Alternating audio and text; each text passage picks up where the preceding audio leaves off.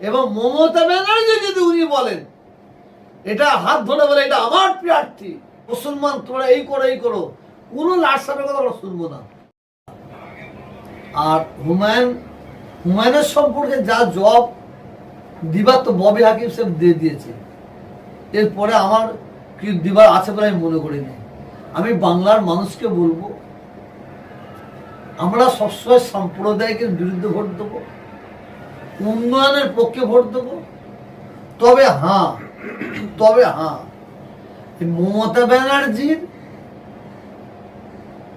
এই সাজানো বাংলায়, সাজানো বাগানে কিছু দুপায়ে জন্তুর ঢুকেছে, তাদের বিরুদ্ধে আমরা ভোট দেবো। আমরা মমতা ব্যানার্জির বিরুদ্ধে ভোট দেবো এটা আমরা বাংলার মানুষকে ভাবি না, আমরা কেউ ভাবি না। মমতা ব্যানার্জির বিরুদ্ধে ভোট দেবে এটা বাংলার মানুষকে ভাবে না। আমরা সরকারের বিরুদ্ধে ভোট নয়, আমাদের ব্যক্তির বিরুদ্ধে।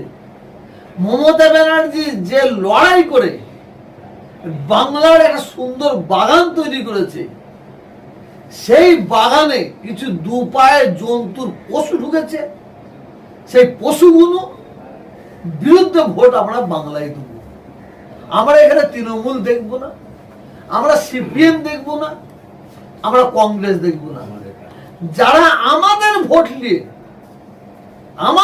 নিয়ে বিশেষ করে মুসলমানদের ভোট নিয়ে মুসলমানদের লড়াই লাগিয়েছে, মিথ্যা কেস দিয়ে মুসলমানদের জড়িয়েছে, যারা অরাজকতা করেছে, তাদের বিরুদ্ধে আমরা ভোট দেবো।